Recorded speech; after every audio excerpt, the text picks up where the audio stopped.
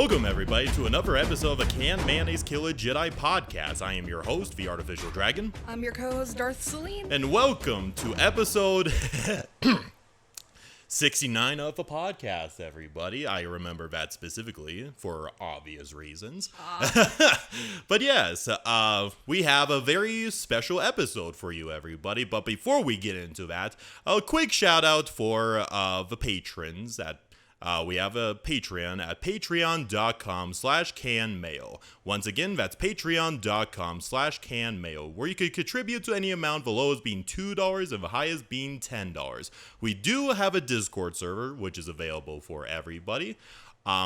But if you contribute to our highest tier of Consular, you will have exclusive voting rights for future Patreon exclusive episodes. We are yet to put one up, but it is a new month, specifically my birthday month. So looking forward to what the patrons have coming in the near future. But also a shout out for our Patreon art piece, which is of Jasa Wilson, with her two separate sides, the meek little light side version and the dominant dark side version. Not only dominant, but batshit crazy. Yeah, batshit crazy, which will be... I finally got to transition Jason to the dark side on my dark side warrior. She's fucking nuts. Yeah, she is pretty crazy. She's knucking butts. If you romance her, she literally is all like, I want your child, like a very crazy yandere ex or something. Yeah. Yeah. Very yandere, but we'll save that for this episode. If you want access to that poster, contribute to the Consular, and you could have it downloaded. And, shout out for all of our patrons that contributed to the highest tier. We have... quick pause on this because I was not completely prepared for that. There we go. Shout out to Ellen Lee, Y Wolves, Cameron Lee, Dr. Imboss, Gobez, Lee Fott, Milo, and Tristan H. Thank you guys so much for supporting our podcast for almost 3 years. It'll be 3 years in September, I just realized. Yep. But yeah, also, shout out to Hannah's blog. Yes, shout out to my blog. Please send me asks. Yeah. I need to keep up the motivation, so... Yeah, it's always nice to do some creative writings. I always find myself being unmotivated to do several things, but creative writing is always a upside, but writing block sucks. Yes, writer's block does suck, and it's hard to do anything when you don't have a lot to go on from questions. Yeah, exactly. But speaking of SWTOR, Hannah, do you want to know what we are doing today specifically? So, as we said, this is going to be a tier list episode. Yeah. What are we ranking?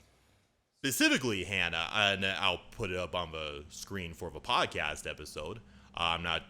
It probably won't be viewable for the audio section of a podcast, but we will be doing a tier list on specifically SWTOR companions. Fuck yeah, this is gonna be fun. Yeah, I got a little tier list that I prepared a little while ago, and we will be judging each companion character right from the light side to the dark side, and a little bit of... Even the expansion companions. Yeah, a little bit of the Eternal Empire characters here and there. But mostly the main companions we will be focusing on. We will be focusing them on characters, usefulness as companions, and... likability. and abilities. And I guess this will be a little bit of personal bias, and this tier list will be 100% accurate, and nobody will debate us on this. Of course, tier lists are always kind of like personal bias. Oh yeah, absolutely. It is what it is. But yeah, shall we get started, Hannah? Fuck yeah. So the first one we have is good old T701, a little astromech droid. He's so cute. Yeah, he is the Jedi Knight's little buddy, and I hate being mean to him on my Dark Knight. Yeah, T7, he's basically the R2 stand-in for the Old Republic era. Of course, there's a couple of other astromech droids from the Knights of the Old Republic and all that, but he is the R2 of SWTOR specifically. Yes. If I remember from his lore, he's been active from day one during the invasion of Korriban, when Satele Shan and the other characters had to get the fuck out of Dodge. He had to help Satele and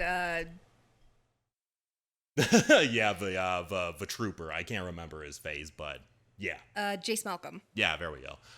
He's been there since the beginning of the Great Galactic War. Went through numerous owners. I think he was active during the sacking of the Jedi Temple in Coruscant, yeah. But he's been a very faithful companion character, and I do remember very fondly of during the final acts of the Jedi Knight campaign where you fight Darth Vitiate. He's pretty much the only character that wouldn't be susceptible to Vitiate's dark side power. You have to go into the Dark Temple. Or no, it's been a while since I played know. It's been a good while. the Night story fully. But he's the only one you have to bring with him because everyone's susceptible to the Emperor's influence, especially fucking Kira. Yeah. Poor Kira, dude. But yeah, I remember specifically of a T7 fighting one of Darth Vitiate's clones and tasing the fuck out of him. Yep, that was the most we covered funniest that thing in ever. the Vitiate story, in the Vitiate episode. But maybe personally, I think T7 at least deserves A. Yeah, at least A tier because A for awesome. Yes, A for awesome. Yeah. And next we have Kira Carson. The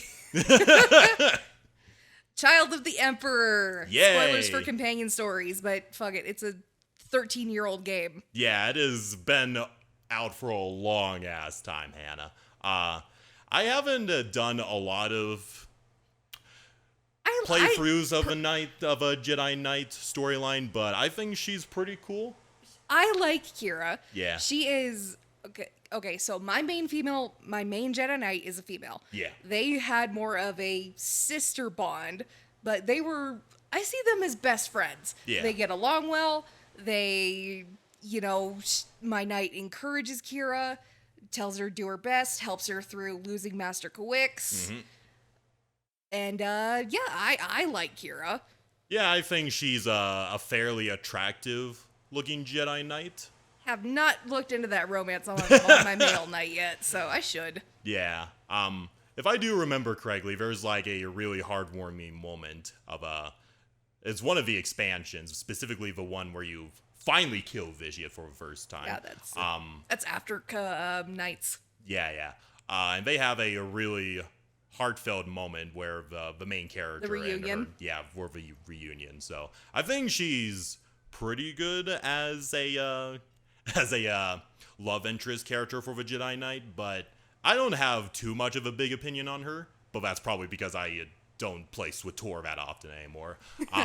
So maybe B.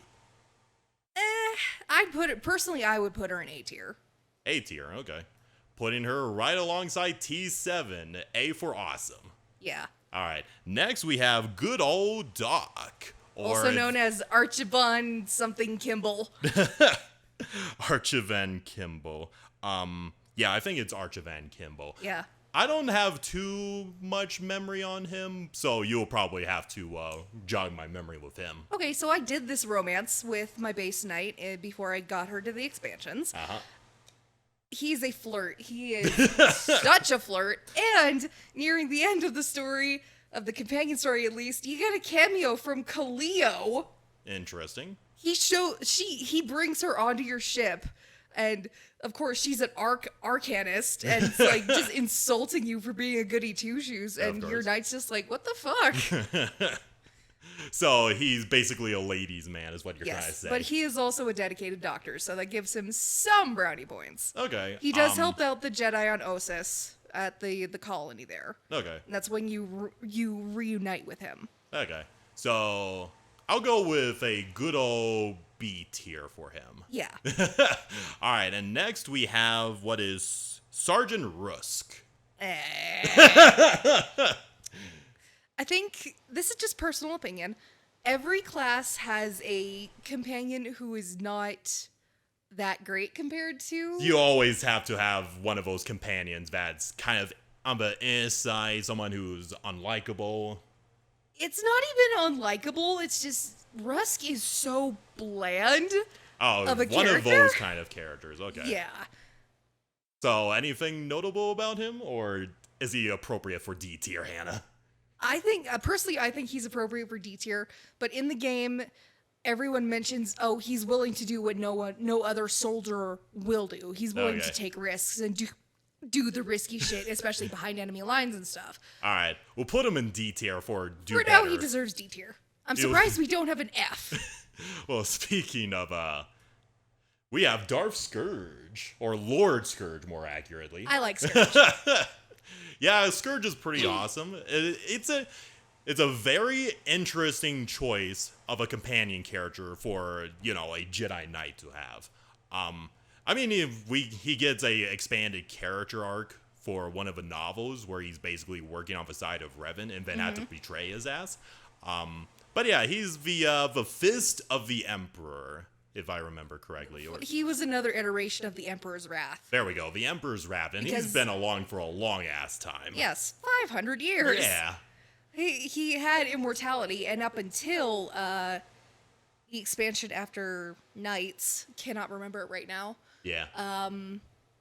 He actually loses his immortality and is experiencing feelings again and taste, because due to his immortality, everything became gray and dull, and that you can talk about that with the Jedi Knight in this in a companion interaction.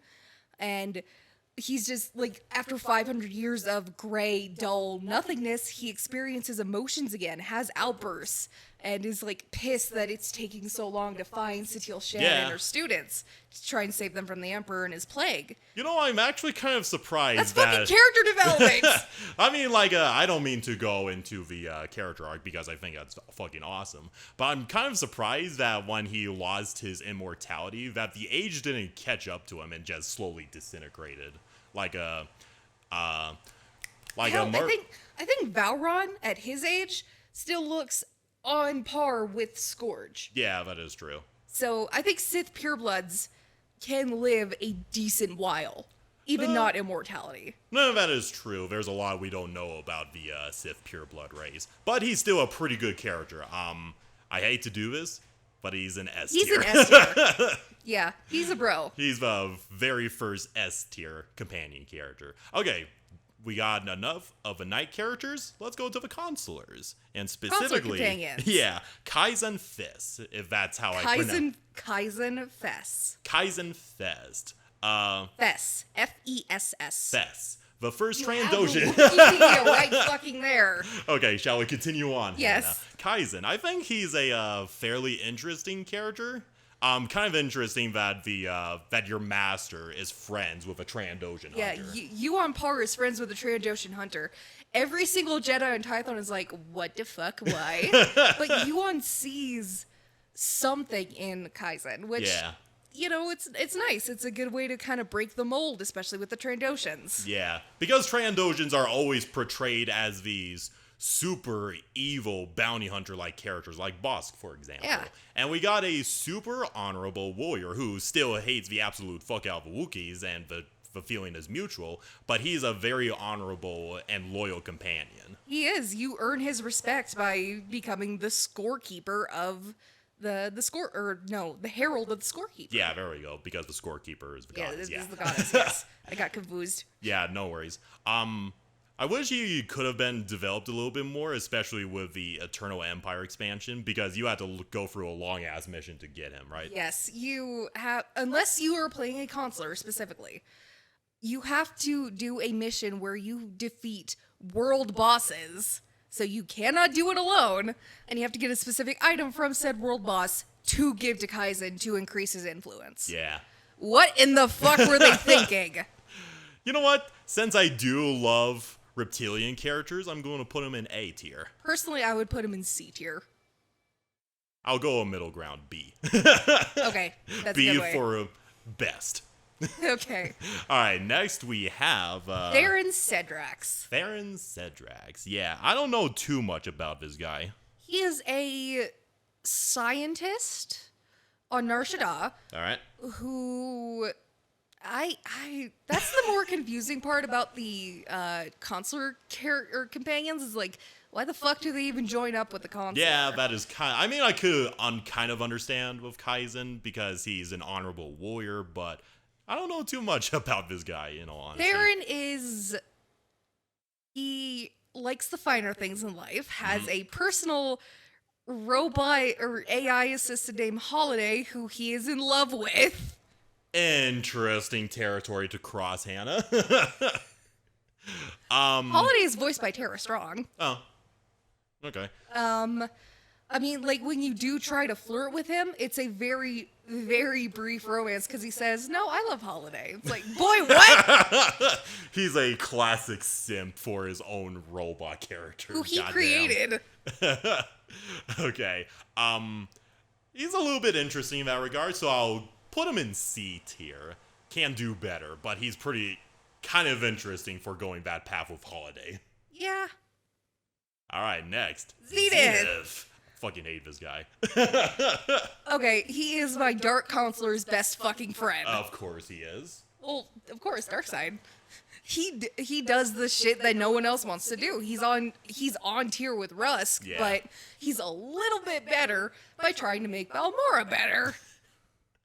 But I more fucking hate this guy because he leads to the death of my favorite waifu character, Darth Lacris. Yes, he is with you when you take down Darth Lacris. Fucking hate this dude. I don't want him in D tier at all. He deserves on my shit list. That's why I said you should have made an F tier. I know, but I'm gonna put him on D tier because he's a dickhead. Fair Fuck enough. you. Fuck you, Zenith. Personally, I would put him in at least B tier. No, he's in D tier. Yes, I understand. Fucking hate this asshole. Anyway, who is next? Lieutenant Ursuro. Felix Ireso. Ureso, there we go. The only fucking romance for a consular if you don't do expansions. I didn't do that one. It's bland as fuck. Yeah, I don't know too much about this asshole. He has a holocron in his head. What the fuck? Yes. What the fuck? Due to Sith experiments, he ended up with a holocron in his head somehow. How the fuck does that work? I don't know. How the fuck do you have a holocron in your head? It's like all the information, I guess, that's in his head. I think that's why he joins up with the consular, aside from being a quote-unquote loyal soldier.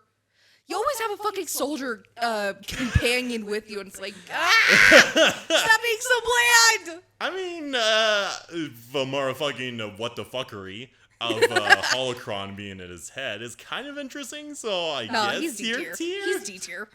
He's bland as fuck.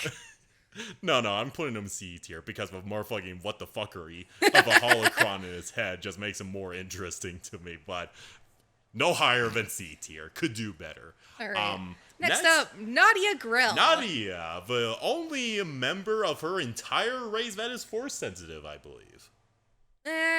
It's debated, but she's the only female member of the consular's crew. Yeah.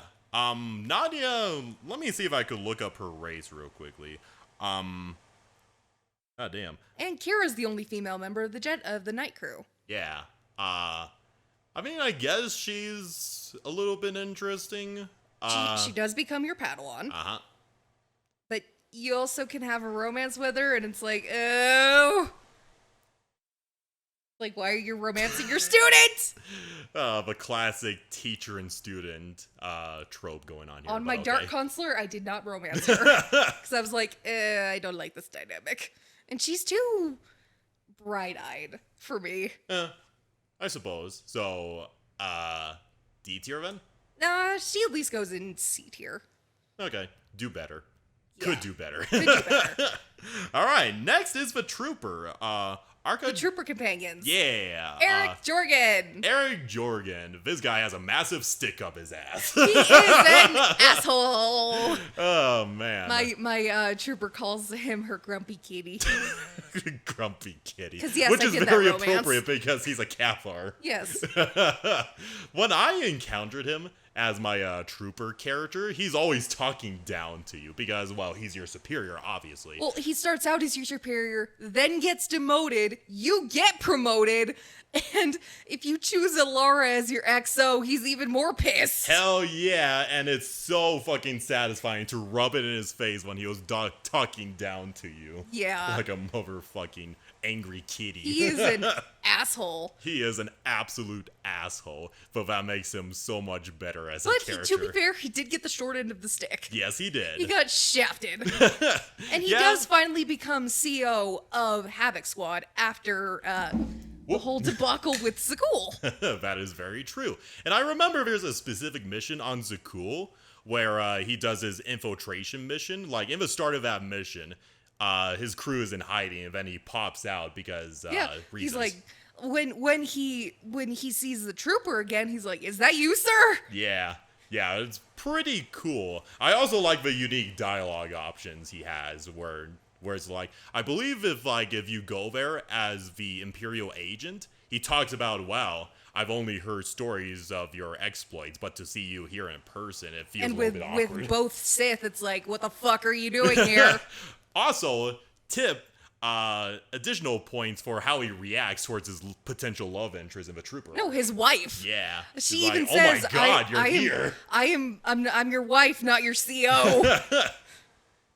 Yeah, I think he's just one of those guys that you love to hate, but I think he deserves to be put in B tier. B tier for what's the Best. word? For the best CO.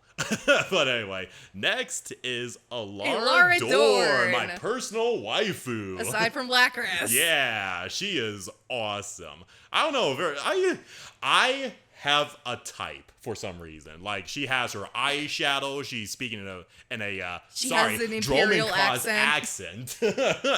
I know it's a British accent, but in lore, it's called a Droman-Kos accent. I like her. She's a great medic, good part of your team. She's best friends with my female trooper. Mm-hmm. And she is my my girlfriend / CO of Havoc Squad, so XO. She is awesome. XO, sorry. Yeah, XO. Yeah. I personally believe she's A tier, at the very least B tier. You know what? Personal bias. S tier. There is a Patreon art piece of her for a reason, Hannah. Fair enough. Okay, next is a really fun one. M14X. Yeah, the propaganda combat droid. Yay. Basically a golden retriever and a droid. And he is voice acted by the narrator of the Clone Wars. Yes. Which is fucking awesome. Yes. Also the voice actor for Yularen, I believe. Yes. Yeah. There is not too much to his character. He's just basically a walking propaganda machine, literally. Who does other bounties on Imperial targets in his free time. I fucking love when you interact him and he goes off to do this awesome off-screen adventure and just beats the crap out of whoever target he's going after. Mm-hmm. He's fucking awesome. Sorry, I'm chewing. Take your time, Hannah. Oh, with these recordings, you always have to have snacks. Yeah, that is very fair. Excuse me. He's also kind of bland if you're not really a staunch Republic character. I'd at least put him in C. I'll do a fair middle ground. B. Because he's a badass. Okay, fair enough. B for badass. Okay, next we have Tanovic.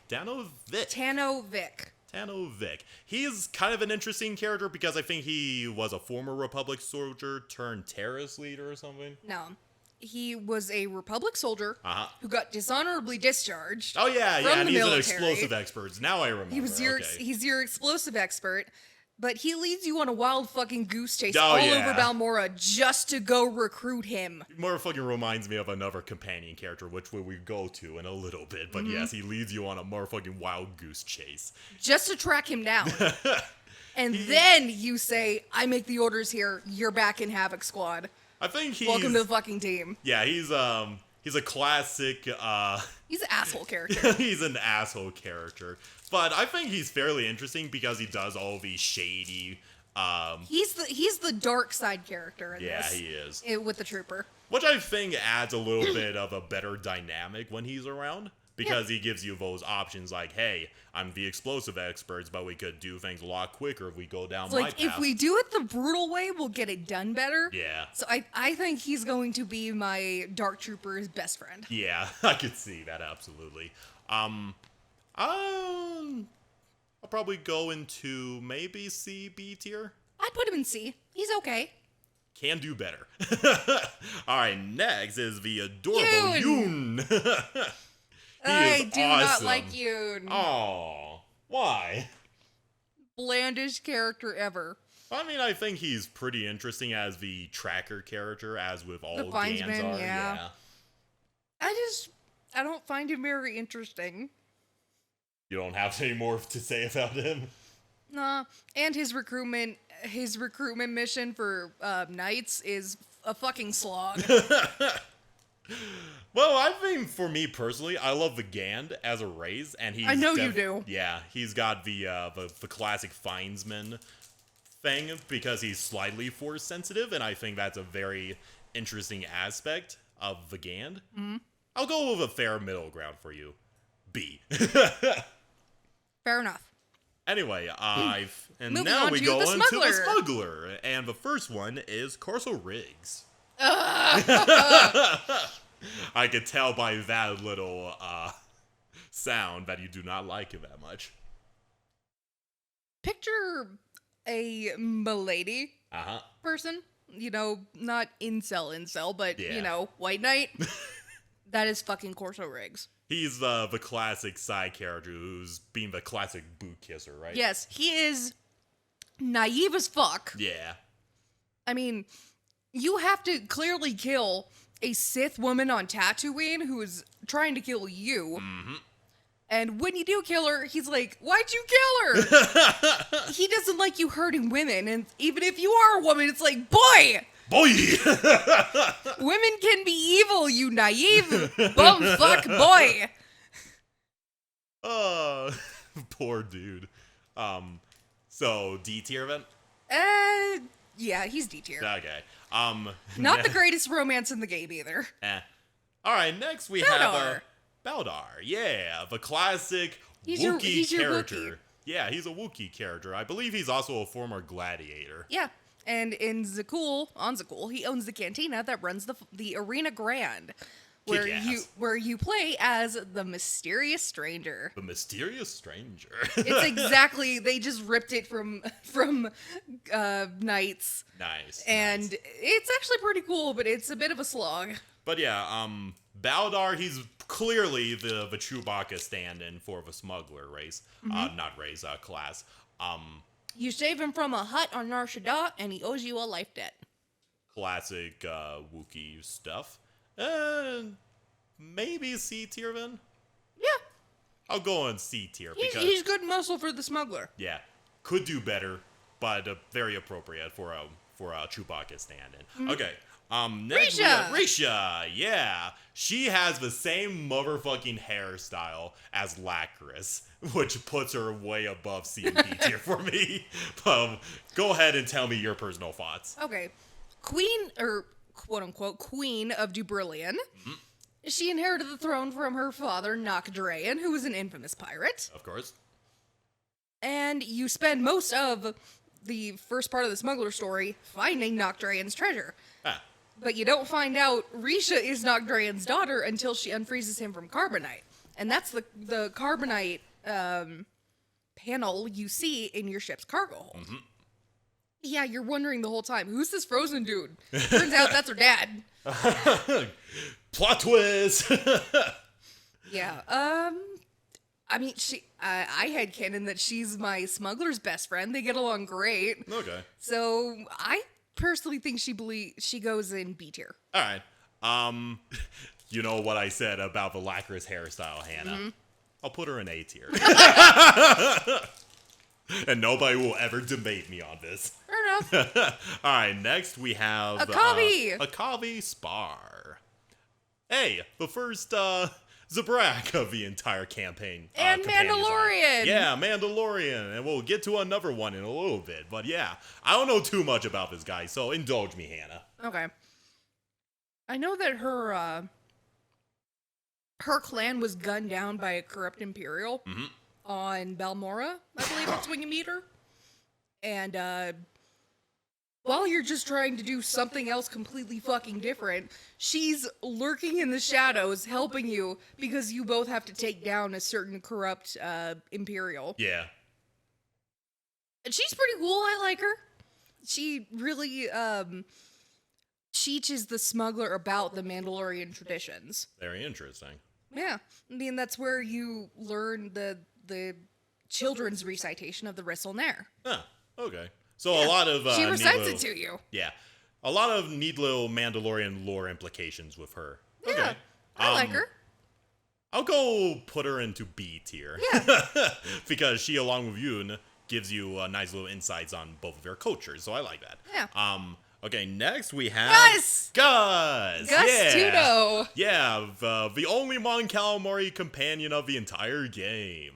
I don't know shit about this dude. He's a failed Jedi. He's force sensitive, but he always gets kicked out. He dropped out, and then in his recruitment mission, he's with a quote-unquote exiled master. He's basically a Jedi Academy washout. And Gotcha. But he tries his best, and he makes a lot of funny quips and stuff. Okay. So, you say dropout. Was he going to the Agri Corps or any of the other corps of a Jedi Order? I don't know. They didn't Okay. say. But yeah, he's a Jedi Academy washout.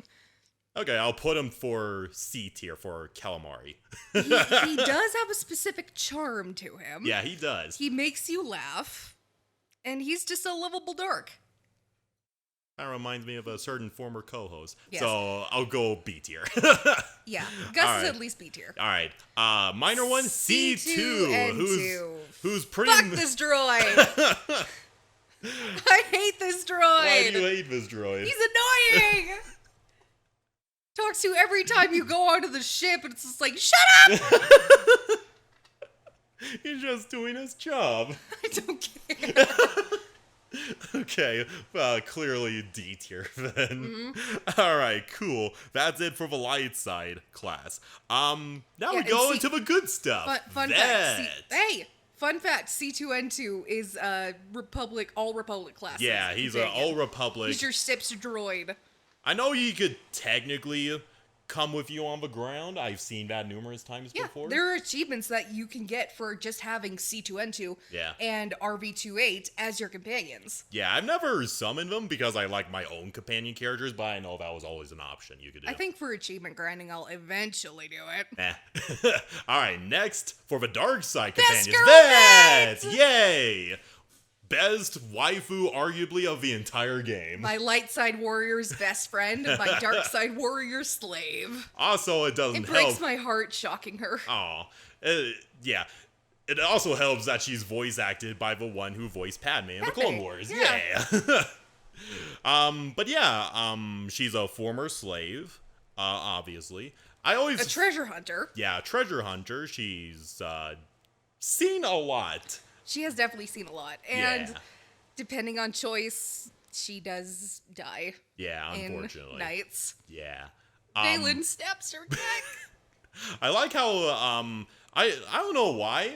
I remember when SWTOR was being, about to be released and they're doing all that marketing and all that. I always assumed Vet was the same Twi'lek character that fought alongside Malgus on the Sagging of Coruscant. Elena. Yeah, Elena. I always thought she was Vet. I mean, you basically simulate that romance between Elena and Malgus with Vet, especially if you play a male Sith warrior. Yeah, I always assumed that when I saw trailers for SWTOR and play the actual game. Nowadays, I know that is they're two completely different characters, but I always thought that was interesting. But then again, Twi'leks are the most common female slave race in the galaxy. Yeah. I personally, S tier. S tier, okay. Vet is best, she goes in S tier. She goes right next to the other waifu. I mean, not only as waifu, but as a character. I mean, she's a great fucking companion. Yeah, she Especially is. if you are playing a light side Sith warrior. She's your You know, best I'm fucking I'm friend. starting to see a pattern here with the S tiers. All of them are from the Imperial side, one way or another. Somewhat. And, all right, next we have... Malavai Quinn. Yeah! Dickhead! Not only does he betray you once Yeah. in the core story, if you were not a dumbass like I was and skipped over Iocath, he betrays you on Iocath! God damn, dude. Quinn sounds like the classic backstabbing spy character. He is! He's a sycophant! He sucks up to anyone in power. First it was Barriss, then it was you, if you didn't kill him. Yeah. And then he sucks up to Asina, and it's like, boy! Boy! You're literally betraying your own lover! God damn. You betray your own lover not only once, but twice. After the first time, fine. The second time, 5 years after not seeing them, thinking they were dead. What Goddamn. the fuck? So you have a obvious hate boner for Quinn over here. Okay, his romance is very bland, and Yeah. the Sith warrior is very heavy-handed with the romance. Yeah. Because you have to be the direct one, because he's all uptight and assholey. I wouldn't call him a Sundari character because... No, he's not a Sundari. No, because he's clearly an asshole. He doesn't like Vet. He thinks Vet's annoying. You know what? I wish there was an S tier, so I'm sticking him in F. D. Sorry, F, not S. Yeah. Yeah, Quinn- you don't Quinn- deserve to be an S tier, Quinn goes asshole. in D tier. All right, next, we were just talking Jaisa. about her earlier. Jaisa, yay!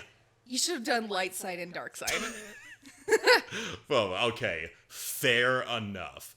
Yeah, that would have been better in hindsight, but here we are. Light side Jaisa, personally, she believes that you are, you both are working to try and reform the Empire from within, which Yeah. I liked for my light side warrior, because she was trying to, Yeah. especially as the Emperor's Wrath. And Yeah, the and- Empire's Wrath, it's like, you're in a high place to influence the Empire in the right direction. Yeah.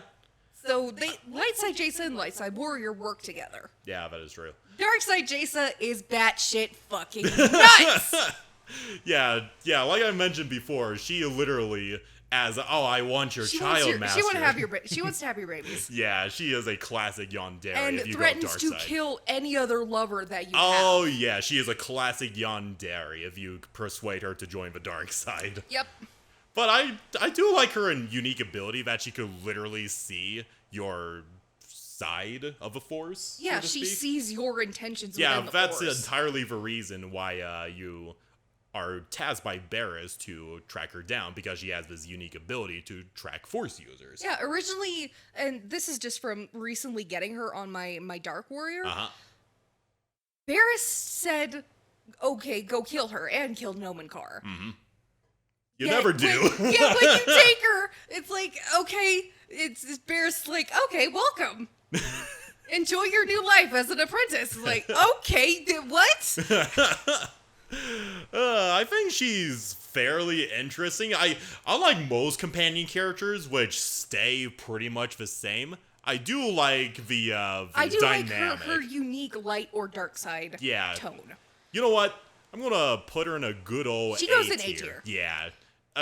Not for a pure light side or dark side version. I just like the unique dynamic, which you never see in the other companion characters. It's better than what you fucking get with Ashara. Yeah, exactly.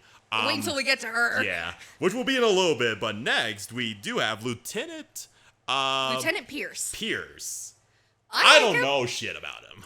He's your typical imperial military. I mean, Quinn is imperial military, but he's the bureaucrat.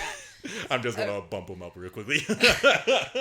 Pierce is your frontline kind of like frontline dude. So as opposed to Quinn, who's cloak and dagger sort of dude, he's Not even the really muscle. cloak and dagger. Okay. Yeah, Pierce is your muscle. Yeah, Pierce compared is the to muscle. Brunmark, but Pierce is your imperial muscle. He's kind of like your imperial propagandist in Yeah. with the Republic side M4X, because he's in that position when you go to recruit him and have to slog through like 40 fucking war zones. So he's kind of a bland character otherwise? I barely remember his companion story, so C tier is okay. C tier because he's above Quinn right here. Fuck Quinn! Alright, next we... Brumar, the Tao's psychopathic mass murderer. Last of his clan. Yeah, and he murdered all of them, or at least he was exiled by his clan because he's too murderous for his own good. I think he is pretty interesting because, well, number one, he's a Tao's, and any alien aside from, more human companions is always a good. And what better monster, bloodthirsty beast would you want for a dark side warrior? That is very true. He's pretty much a snow Wookiee. Yeah, at the very least C tier, at the highest B tier for me. I'm gonna go B tier. I mean, there's a point where when you're recruiting him again, I think the dark side choice is return to be my beast. Return to be my beast. Let's go cause more bloodshed across the galaxy. He is a loyal mass murderer. He's a loyal beast. That is awesome. Speaking of beasts, onto my favorite classes. Yeah, Cam Vale, the first of the Sith Inquisitor companion characters. He is your monstrous Deshaun, and I fucking love him. Yeah, he is pretty cool. He's also good as a damage sponge. Yes, he is. Later on in the Inquisitor story, I think at the end of chapter 1, or no, end of chapter 2, either way, gets possessed, or not possessed, but Zash's soul gets slumped into his body because he interrupts the ritual that she's trying to do to you. Yeah. And so you have to deal with, in the companion interactions, basically two warring personalities, and it's like, bitch, shut up! Give me back my monster! You can betray him. Yeah. And he comes back to bite your ass in, the Zildrog, Flashpoint. Huh. Spoilers for anyone who's gotten that far. I never knew you could betray him. Yes. When you reach the end of the, companion story with him, you try and find a way to purge Zash from his consciousness. Oh, okay. So it's that entire storyline. Okay. Yes. So either ends up you put Zash in the mind prison or you put Kem in the mind prison. It is Zash as Kem has literally never been brought back up ever again after the base story. Of course. But I kept Kem. Yeah. Because I like him. Yeah, and Kem is pretty cool. If you keep Kem, Zash comes back in the Zildrog Flashpoint, basically possessing someone who looks exactly like Alara. Yeah. But yeah. Yeah. And then she gets sacrificed to Zildrog. So yeah. it's like, fuck you, bitch! I like Kem Vale because not only is he a great loyal character who works for the strongest because you beat him in personal combat, but I also memorably used him as a damage sponge against Darth Scotia numerous times because I could not for the life of me finish that boss fight by myself, but I found a way that if you allow your companion to go up mano-a-mano in melee combat, I just ended up healing him for the entire fight while he did the entire damage on Darth Scotia. Yeah, that's one way to play it. I'd never personally played the game like that, but there are points in the, on Makeb when you're fighting Toboro. Yeah. Toboro's Glittering Fury. I fucking hate that boss. And the only way you can get past it is to set your companion to tank. I have always set my companions to heal. Uh-huh. Set your companion to tank so the droid focuses on your companion. Yep. Run around like a madman doing damage until it fucking dies. I did that, but I was basically pocket medicing Kem Vale that entire Scotia fight. Anyway, so for that, Kem is going in A tier. He's a bro. Because he's your most bro. loyal servant. Yeah. Next is your personal husbando. Yep. Best romance in the fucking game. Also, crazy Sith, lunkhead pirate. Yeah, not to mention he is voiced by Stephen Bloom himself. Yes. Who's got the sexiest manly voice ever. And I like him as a character. A lot of people criticize the Sith Inquisitors companions because Yeah. like what it doesn't make sense. Why would they have a pirate with them? He's your underworld contact. Yeah. When you can't talk to like most of the pirate underworld, that is your in. Yeah. And Yeah, that he is helps true. you find the artifacts you need. Yeah, sometimes you gotta do a lot of underhanded deals with criminal underworld and all Yes. But when you get him back at the end of Nights for the Sith Inquisitor, he gets arrested by Hilo for like trying to pillage ships, but he's like, "No, I lied about that. I'm looking for you. No one steals my girl and gets away with it. Goddamn. We are in each other's orbits till the stars go out." Okay, that cemented my fucking love for this man. Okay, that He's going in at least A tier, at the most S tier. You know that motherfucking pickup line? That absolutely sold me on his character. Yes! Yeah, I'm starting to see a further pattern up here, Hannah. Okay, next. Ashara Ashara Zavros. Zash. Ashara Zavros. Ashara Savros. Zavros. I kind of have a... Shut the fuck up, Hannah. Something tells me that she's put in the game because of Ahsoka Tano being a popular character. She also is the ancestor of one of the ghosts Unamon. I recently The reached descendant that of one point. of the ghosts, Yunanon. Yeah, I gotcha. Yeah, she's the descendant, and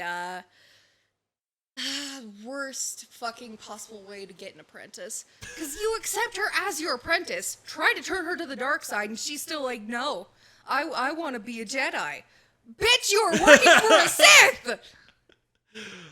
I mean, it's kind of a interesting dynamic. I mean, like, if I'm looking at it from one perspective, it's basically the light side companion character, unlike with Jason Wilson, who's you allow embrace That's up to full choice. light side or full dark side. But that's up to choice. Yeah. Ashara is completely light, or at the very least, quote unquote, gray in her beliefs, but it's like, fucking, why would you even give us the idea to corrupt her when we can't corrupt her?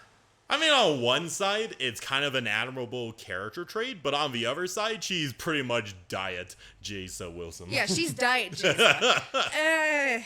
C tier. I kind of like her. I'll go with B tier for a good middle ground. Okay, next. Talos! Talos, yeah. Talos Drellic. Yeah. Tell me more about him. He is he's a member of the Imperial Reclamation Service, specifically Yeah. the archaeology. Interesting, okay. The archaeology spectrum. And of course that fucking works with the Sith Inquisitor because they're Oh, yeah, I they're remember. relic hunters. I remember this guy because I remember you were on a mission on Hoth, I believe. Yes. And yeah, you hated You that have to mission. protect him while he opens a door to go find a relic. Yeah, I remember and that. you don't have healing. So you're kind of fucked. But Yeah. Talos as a character is amazing, and he, in Legacy of the Sith, he has a little bit more of a role as like you're looking through the ruins of Null. I mean, so that that's makes his sense. area of expertise. Yeah, he's so, a classic archaeologist, so that makes sense. yeah, I love him, and a lot of people wish he would have been a romance option because he's a happy-go-lucky, dorky Imperial archaeologist, and it's like, I love you. Why no romance? All right, I'm gonna put him in B tier. He goes in B tier. All right, Zayleg. Oh shit, Zayleg. I love Zalek. Yeah, He's- Zayleg is awesome. It's just such a shame that he comes in so late in the Inquisitor story, has only a small handful of companion interactions, and then that's the end of the story. Yeah, It's so sad. I love him. He's the ideal Sith apprentice. Oh yeah, absolutely. He's Bloodthirsty. he's bloodthirsty, and he's also got a honorable warrior trait to him, classic of a Kalish warrior. Yeah, I mean, hell, in his recruitment mission for Knights, you go to Ilum because there's been a disturbance at a mining camp saying people are going missing, and the culprit's carrying a red double-bladed lightsaber. Motherfucking Zayleg himself. Yes, but you find out why. They desecrated his father's resting place yep. that he specifically set up to honor him as a god. Yep. And so it's like, you're fucking stupid. Why would you do that? Yeah, I love Zayleg because I have a soft spot for Kalish characters. I love Zalek. He is the ideal Sith apprentice. Oh yes. wish we could have gotten more about his character, his background, how he became a slave of a Sith and all of that, but he goes in B tier. Yeah. I'm a little bit on the fence on this one because Zaylik is awesome. He's a Kalish. No, he's for awesome. Yeah, he's A for awesome. Yeah, he's awesome. Okay. Now we go for the Imperial Agent with Kilo. Kaleo. It's been a good while since I heard Kaleo Janis. Kaleo Janis, the only Rataki character companion that you ever get. She's the only Ratataki, and she's fucking nuts. Yeah, she is absolutely crazy. I've just started the romance with her on my male agent, my male light side agent, and oh boy, she is not a romantic. She's the classic and murder cheats everything. on you. She cheats on you. Literally brings a dude onto your ship. He's in his underwear. God damn. He's trying to leave. She's trying to distract you. It's like, the fuck? Of course, my agent's a decent guy, and he's like, whatever. You say he's just a guy, he's just a guy. I've never been one to go romancing crazy people. She's a very clear indicator of a crazy person. Oh, I mean, she has a whole arc in Knights where she blows up all of the power relays on Zakul. Yeah. You have to help her, and it's one of the worst fucking missions ever. But You're just running around Zakul, clicking and fighting off Skytroopers. Yeah. She is a very clear opportunist of all the companion characters. And lives for anarchy. Yeah. Lives for chaos. She's basically a kind of a more stable Harley Quinn, ironically enough. I mean, she's not very kooky like Harley Quinn is, but she has a little bit of her faculties intact, at least. Yeah, somewhat. But obviously... she also sells the agent out. That is also true. But I think she's... sells Imperial intelligence secrets. Very clear. I think she's a fairly interesting character because, number one, she is fucking smart because you told me that you could attempt to mind trick her in the Zakul arc, but she just electrocutes herself when that she has happens. an implant to electrocute herself. She is fucking smart, though. Yeah, she is resourceful. Yeah. B tier? I'll go with a B tier. Bitch. Yeah, she is a bitch. Yeah. Next. Vector! Another one of my favorite romances. Yeah. I don't know too much about this guy. I don't know. I mean, I played the Bounty Hunter arc. Oh, wait. No. He's He's the Imperial Agent. Okay. Now I remember. He is a... he's a Killick joiner. Killick joiner. Now I remember him. Yes. Okay. He was a Killick joiner of the Imperial Diplomatic Service on Alderaan, and that's where you first meet him. And he willingly joined to become part of the hive mind. Yes. Yeah. Because he thought it was fascinating. Yeah. Which, kudos to you. Kudos to you. At least, I guess he still has the best interests of the Empire in mind. Yeah, he does. Yeah. He really does. I mean, the Killicks work with the Empire to take over... Alderaan, yeah. Not Alderaan, but House... The name is... I can't remember. I think. Cortez. House Cortez. Okay. It's one of the best romances ever. I mean, there's a point where in a companion interaction, he says, "This is the first ration bar I've eaten in I don't know how long, and I savored every single little bit of flavor, the texture of the foil." And you learn much more about the Killicks with him. Kind of a interesting... we all obviously have companion characters that are completely alien and don't belong their cultures, but in this case, we have a human who became part of a hive mind and indulged their cultures. I think is always interesting to indulge in. Yeah, and in the romance, he briefly becomes human once again. Just to please the female agent. Nice. Yeah. A tier. For me, A tier. Okay. I'll go with A tier for you. Dr. Loken. Yeah. I think his full name is Eckhard Loken. Yep, Eckhard Loken. Yeah.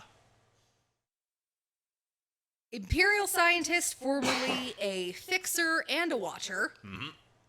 Part of Imperial intelligence.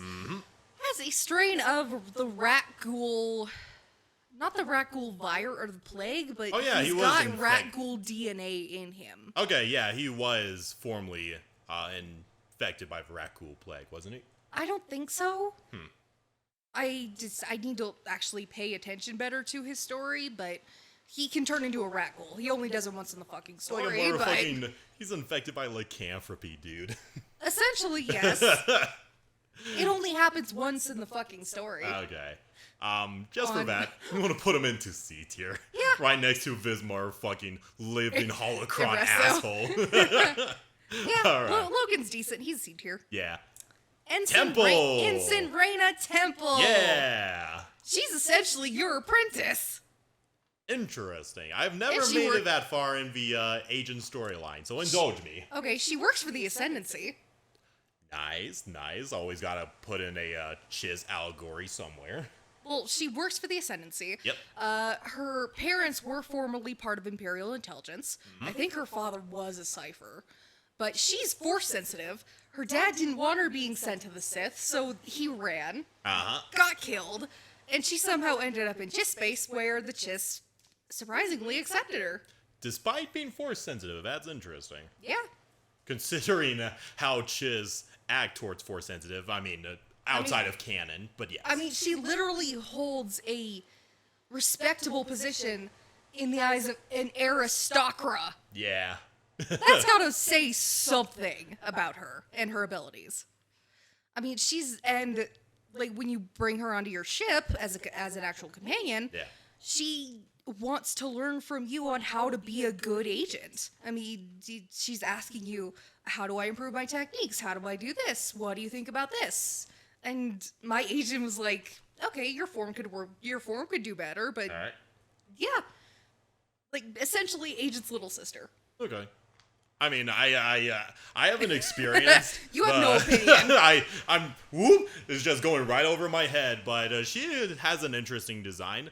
I don't know, she's giving me a lot of OC vibes, if that makes any sense. Like, she was a force sensitive. Her parents didn't want her to join the Civ. Went to Chiss space, died there, became part of Chiss ascendancy, so on and so forth. And then comes back, becomes your apprentice. Look into her backstory. Yeah. I think she goes in B tier. I'll go with B tier too.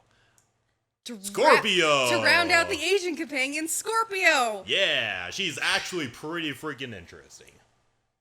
Yes, but I have a love-hate relationship with this fucking robot. Of course you do. I mean, she's resourceful. Yeah. She's very resourceful. Very. It's a love-hate relationship when you're on, Belsavis. I mean, she's trying to kill you, but she's also somewhat helping you. Yeah. Because she has that need and desire, that innate desire for improvement, self-improvement. But she backstabs you multiple fucking times to do it! Motherfucking Quinn over here. I mean, she literally betrays you to Valen. Yeah. In Knights. And then once you get to Iokath, she betrays you over and over and over again. She's the one who fucking brought you to Iokath anyway. Yeah. Gets you stuck there, almost gets everybody killed, and then has the gall to ask you, let me merge with the planet. Give me this one little thing. A few of my characters have killed her, a few of my characters have not. Okay. So, for me, it's a very love-hate relationship with her. I think, a Scorpio, I absolutely love, in comparison to the other companion characters that appear later on in the Eternal Empire. Her customizations are nice, too. Yeah. I think it's really nice that she has a more larger role compared to the other companion characters, because she is the basis for the droids that command the Eternal Fleet. Yes, she's the I know. I'm trying to find the words is hard. progenitor. There we She's go. The progenitor of all the Eternal Fleet. The Gemini droids. There we go. The Gemini droids. And I also do like the fact that she does kind of have the well-being of the Gemini droids in mind. Like, when she took command... she gives them free will. Yeah, she takes command of the Eternal Throne, gives one of the Gemini droids free independence, and lets them go off into the galaxy to do God knows what with their purpose. Oh, there was one point where one of... I think mail you get from Hilo Viz. She says, there was a Gemini droid spotted by a smuggler friend of mine who just went to Hoth, got out, stood for hours, didn't do nothing, just stood there, and then left the ship. Yeah. It's like, what? Yeah, I think Scorpio, she's a fairly interesting companion character and has a larger role compared to any other companion characters. She does. So, A tier? A tier. Yeah. Yeah, A tier for awesome. All right, on next. To the bounty hunter companion. Mako. Mako. She is adorable. My bounty hunter's best friend. Yeah.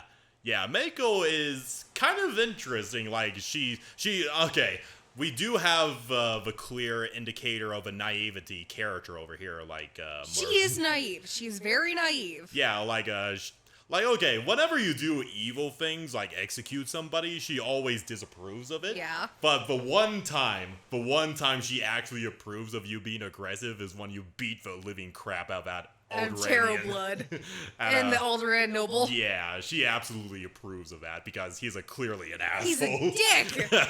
But yeah, Mako is pretty interesting because of her companion backstory, where there's apparently a bunch of clones of Mako. Yes, she's a clone. Yeah. Produced by the SIS. Yeah, we never get to dive more into her story, which is unfortunate. You do have to find her sisters, though. Yep, and execute them one by one. Yes, because one found out about the program and is hunting down all the other clones to be just the one. Yeah. And Mako's like, no.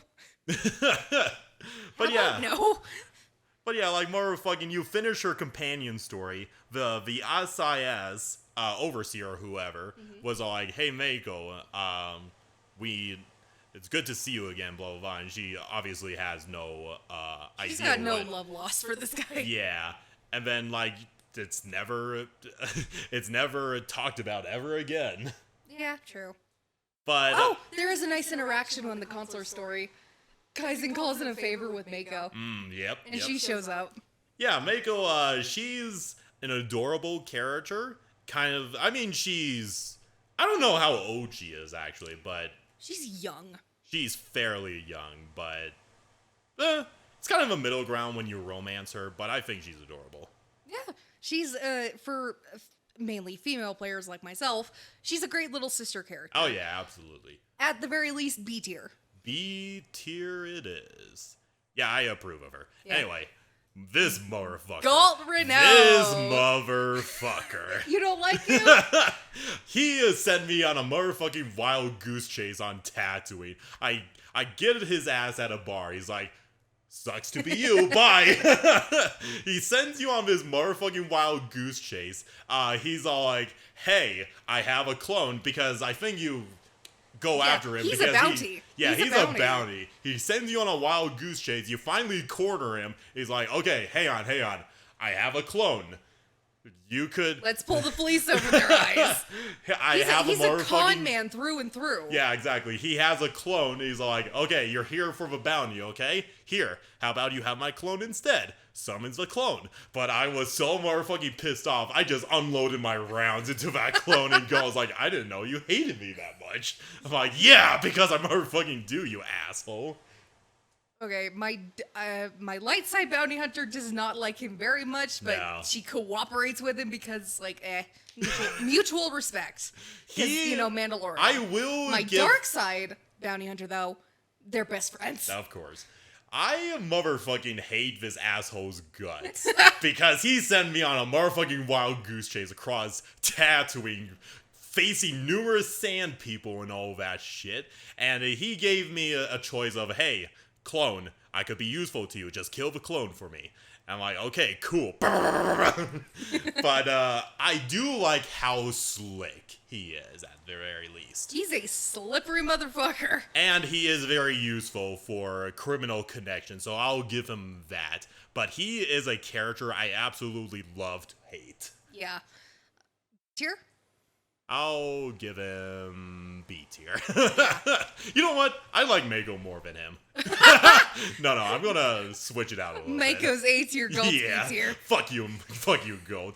Okay. Torian! Yeah, the other Mandalorian companion character you get. Another one of my favorite romances. He is pretty interesting because one of the missions that you have to go on Terrace is hunt down his father, basically. Yes, because he betrayed the Mandalorians, siding with the Republic. And I think it's a very emotional journey for It him is. because you're going after his dad, and he And has a you lot of respect kill for him. him. Yeah. Which is why I can't wait to play more of the current expansion, the Mando story expansion on my Mandalorian. Because he's an integral part of it. I mean, Hedda Cole literally burns the fucking Clan Kadera banner. So I want to see how a romance Torian will, go about that. Yeah. Yeah, he's pretty interesting. He's your classic young Mandalorian who wants glory and all that. He's going on his But he's personal also journey. trying to redeem his clan Yeah, in he the is name trying of to redeem Mandalore. his clan in the eyes of a current Mandalore.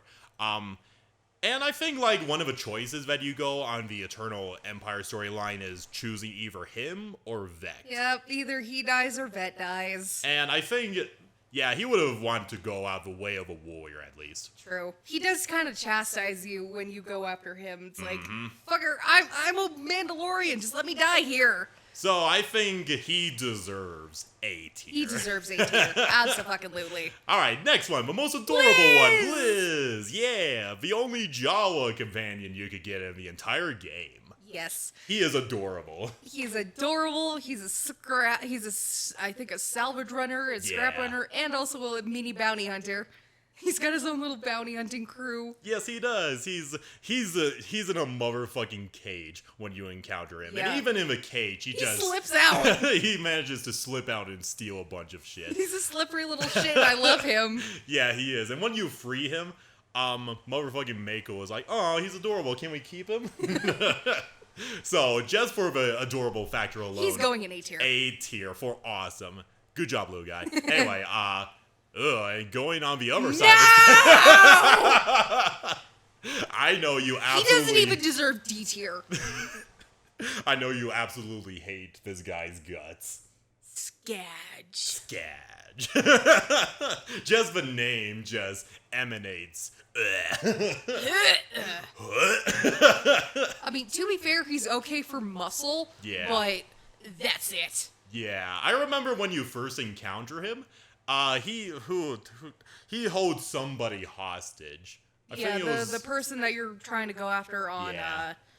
On Belsavis, he holds his girlfriend hostage and kills her anyway. Yeah. It's like, what the fuck, dude? Yeah, this guy is the epitome of asshole. And Even lower than asshole. And strong arms his way onto your ship. You can't deny him from coming onto your ship. It's like, I fucking hate you! Like, I understand if it was executed a lot better, but he's just...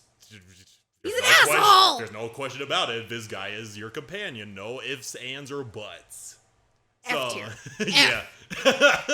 Yeah. I mean, Quinn is okay for D. F is for Skadge. Well, anyway. Last but not least... For the Imperials. Yeah, we have 2VR8.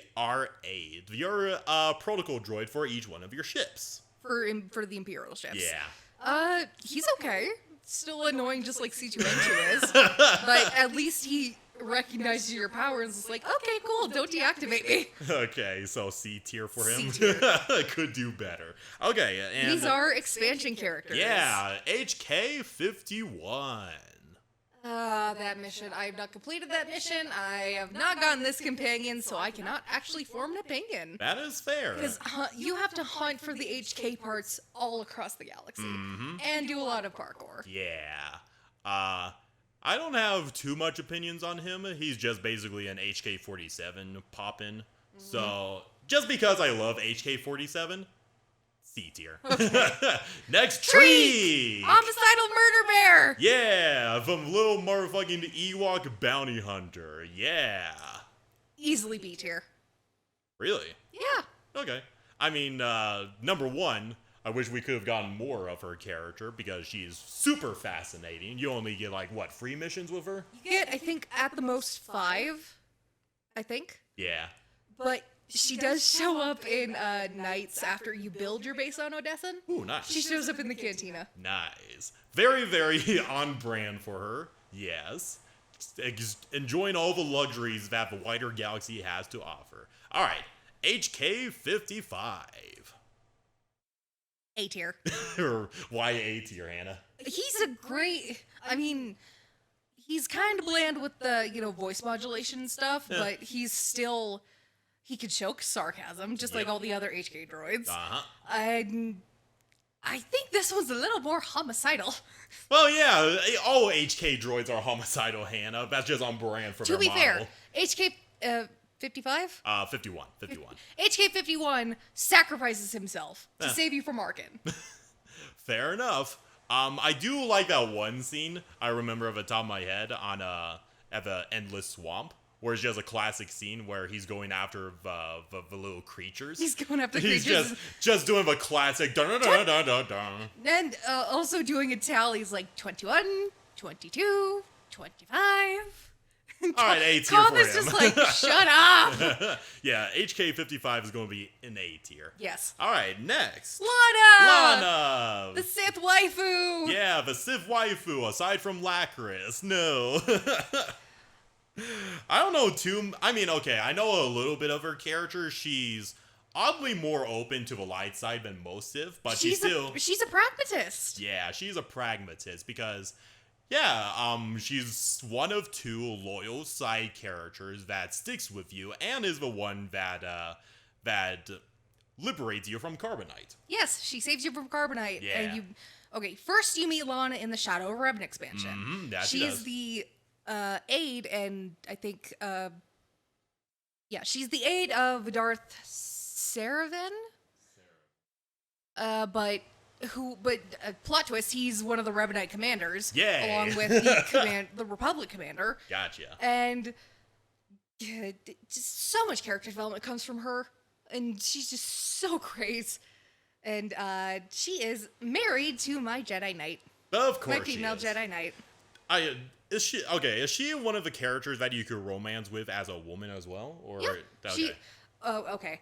Lana, Koth, and Theron are actually, I think, until later expansions, right at Shadow of Revan, Lana, Koth, and Theron are the only 3 companions that can be same-sex romance. Okay. They swing either way. Interesting.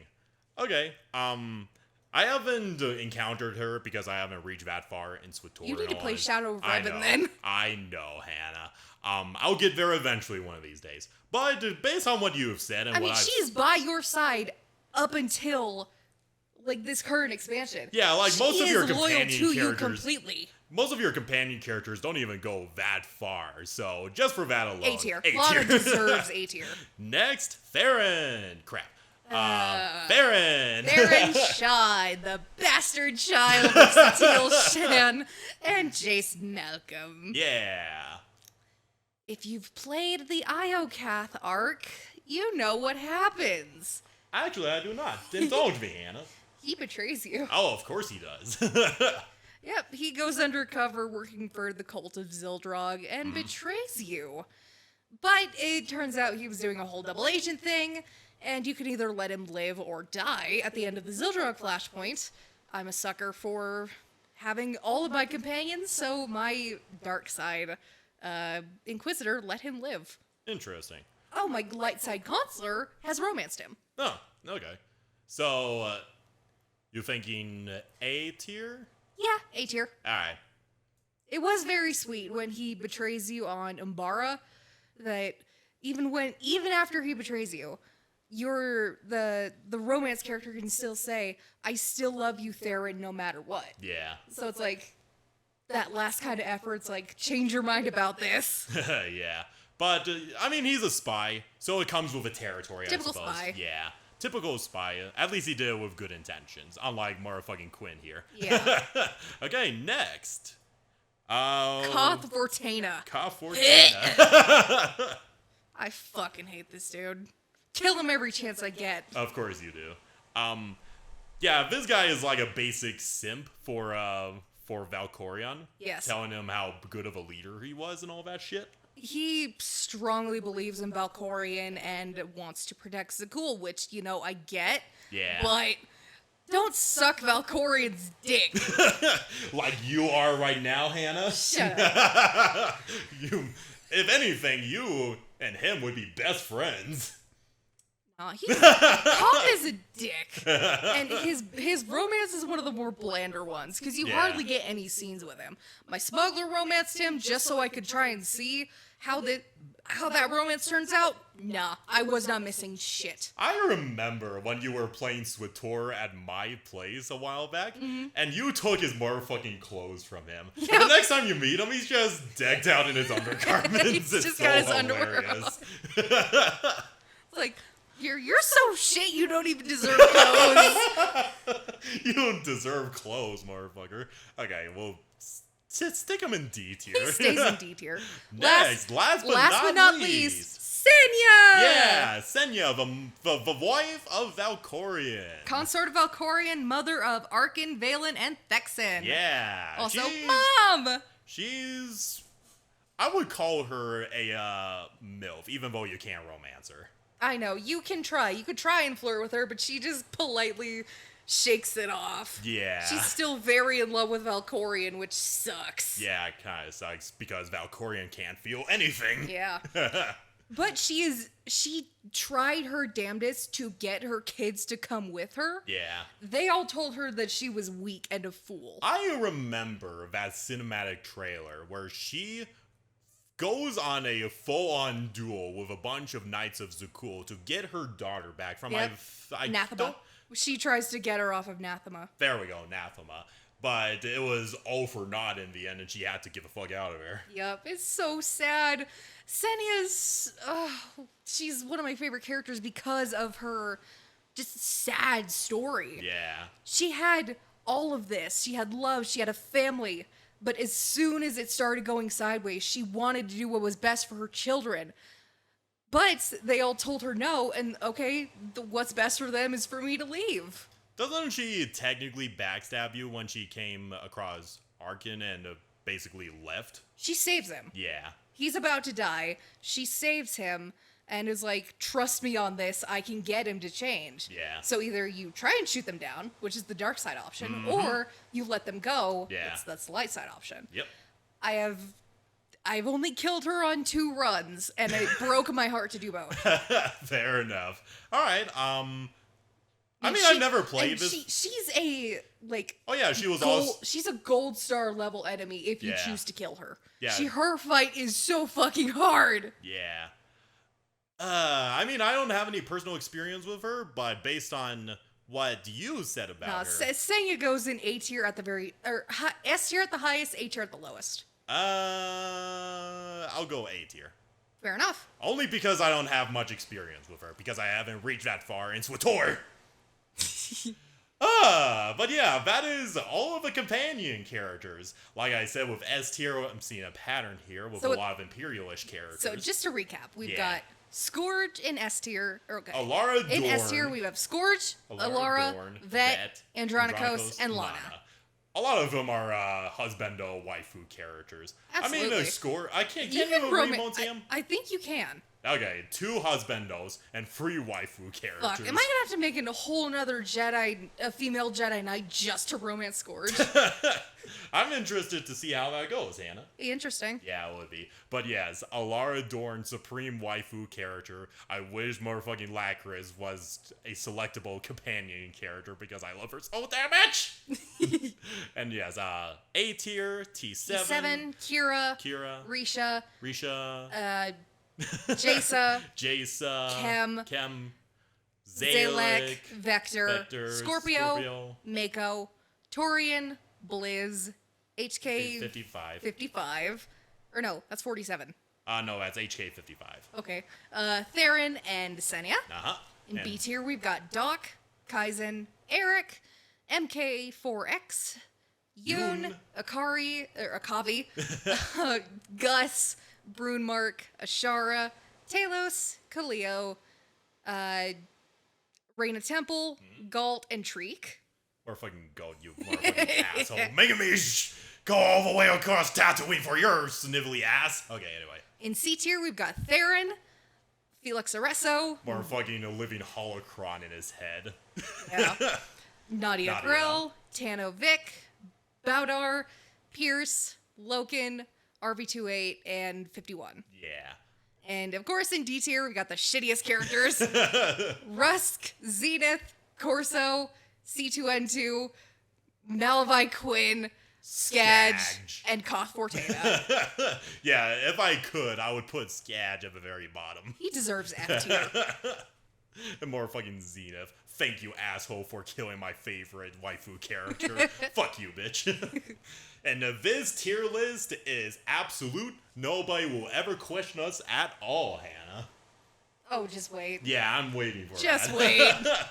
But no, I had a lot of fun with this tier list, actually. This was great. Yeah, we got to talk about a good amount of characters that we probably wouldn't be able to do in a typical Cam Mayonnaise Kill a Jedi episode. So I'm actually really happy that I decided to go with a tier list idea. All right, little quick lightning round I just thought of. What? Classes.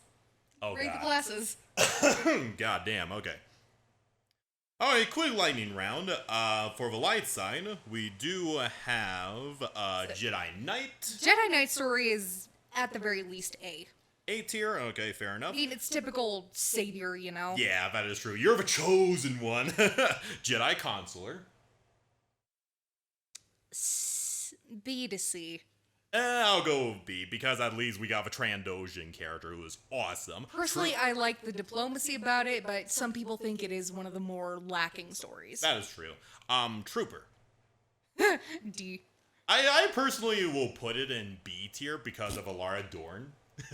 Because she is awesome. No, I'm talking about story, not companions. Okay, this fair is just enough. class story. Okay, fair enough. Trooper C. story sucks. C. D. C. Fuck you. Anyway, Smuggler. B. B? Okay. It's decent. It's okay. I mean, It's a nice little, It's a nice deviation from the light side, dark side. You know, I remember a while back somebody got so pissed off that throughout the entire story, you're trying to go after somebody who stole your ship. Skavik. Yeah. The first chapter. That's the Yeah. first chapter. Alright, for the dark side, Sith Warrior. Sith Warrior, A tier. Okay, Sith Warrior's A tier. Yeah. Sith Warrior, just for the motherfucking, it's always interesting with a dark side storyline because for two of the classes, you're overthrowing your master. Both of them are separate, but they go to the Dark Council for their climactic duel. Yeah, in both cutscenes, or in both fights in the Dark Council chamber, when you're a warrior and you're fighting Barriss, you see Thanaton sitting on his chair, and when you're an Inquisitor, fighting Thanaton, you see Barriss sat in his chair. It's like, motherfucker, how are you still alive? I still motherfucking love that joke, where it's all like, okay, I don't care. Do you know how hard it is for us to assemble on Korriban just to witness this climactic Sith duel? Okay, we're gonna do this. Thanaton, we have you clocked for 11. Barriss will cram you in at 4. No ifs, ands, or buts. Do you know how hard it is? I have to go on a mission to Balsivius or whatever fucking planet I'm on. Currently, there's war going on Corellia. So make it snappy! I love that. Anyway, so yeah, Sith Inquisitor, good old A tier. A tier. Yeah. No, S tier. S tier. Imperial Agent. S tier. S tier. Abso-fucking-lutely. Abso-fucking-lutely. It's so well written. It is. Oh yeah, Bounty Hunter. A tier. A tier. For the way you can go Mandalorian style. That is true. I'll go with a good old A tier as well. Yeah. And that is it. That's our episode. That is our tier list. Let us know if you like the tier list, just a little bit of a deviation, because, you can't always listen to me brag on about lore details in Star Wars. But I thought it would be a nice little change of pace, at least. This was a great idea. Yeah, this was. Shout out to our old co-host Kit for coming up with the original idea. But instead it was for memes instead of characters. But yeah, thank you everybody so much for listening to this special episode of Can Mayonnaise Kill a Jedi? Or in this case, I'm simping for this one for the 69th episode. But yes, for the next episode, I'll have to talk about this with you, Hannah. But I do have several ideas, and you may or may not have ideas for your topic choice for the next episode. Okay. But yes, hope you guys enjoyed this episode. Looking forward to episode 70. Oh yeah, we did a Star Wars podcast short a couple of days ago. That's been surprisingly popular. If you guys love the shorts, I might produce more. Who knows? Just let me know. I think that'll be a good idea. Yeah. Just let me know if you want more shorts. I most likely will post another one in a little bit. But yeah, feedbacks are appreciated both on the shorts and for future tier list episodes. Hell because yeah. this was a lot of fun. This was very fun. Yeah. But anyway, hope you guys are having a wonderful day. And any more closing statements, Hannah? Support my blog. Yeah, support her blog and give her... Support Celine's Cantina. Yeah. And may the force be with you and husbandos. Waifus for the win. Husbandos for the win. Yeah. Bye-bye. Adios.